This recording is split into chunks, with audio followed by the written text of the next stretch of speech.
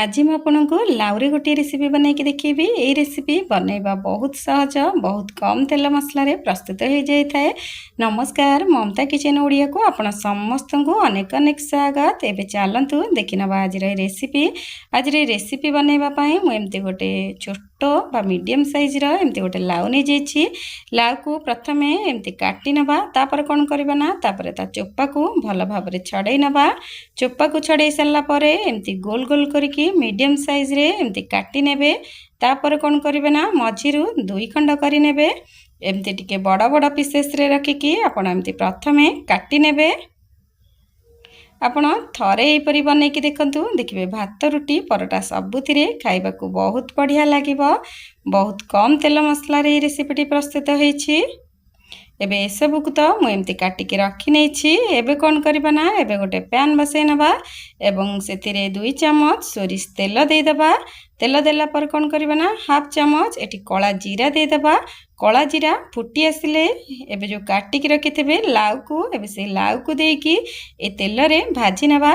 पाखापाखि 10 minute एहीपरि एपट सेपट करी भाजी नबा। गैस रो फ्लेम को प्रथमे हाई फ्लेम रे रखिकी भाजीबे। तापरे टिके भाजी आसले कौन करबे ना गैस रो फ्लेम को लो रे कर देबे। एमिति किछि समय भाजीबा भितरे आमे कौन करबा ना एबे गोटे मसला रेडी करी नबा। मसला रे एटी मु 2 चम्मच सोरिष, 2टा कंचा लंका एवं गोटे फाଳ नड़िया को मुझे कोरिकी रखी नहीं। एबे एसबू को सब मिसईकी गोटे पेस्ट बनै नबा। एपटे भाजी हवा भितरे मुझे गोटे पेस्ट बनै नउछि।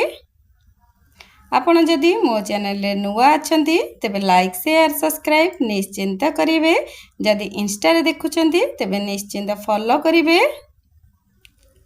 एपटे आ भितरे हमर भाजी आसलानी। एबे आउ टिके भाजी आसले कौन करबा ना आपण जो मसला बनेकी रखिथेबे एबे सेई पेस्ट को एथिरे दे देबे। एबे मु एठी हळदी गुंड दे देउछि। हळदी गुंड को देकी पुणी टिके एपट सेपट करी भाजी नबा। एबे पाखापाखि हमर भाजी आसलानी। एबे कौन करबा ना एबे सेई बटा मसला को देकी हल्का रे 3 रु 4 मिनिट एपरि एपट सेपट करके भाजी नबा। जेहेतु हमर लाउटी सिझिबा को टिके टाइम लगी थाए, प्रथमे एमती किछि समय भाजी नेबे। तापर कौन करबा ना तापर ए बटा मसला को देकी एमती टिके एपट सेपट करि नेबे। 2-3 मिनिट एमती एपट सेपट कला परे एठी गोटे गिना पानी दे देबे। आपण एपरि थरे नड़िया देकी बनातु, देखिबे बहुत बढ़िया लागिबो। आपण किए केते प्रकार तो बनेकी खाउथिबे, एमती थरे बनैकी देखंतु, देखिबे बहुत बढ़िया लागिबो खाइबा पई। एबे कौन करबा ना एबे एटी 2टा कंचा लंका दे देबा।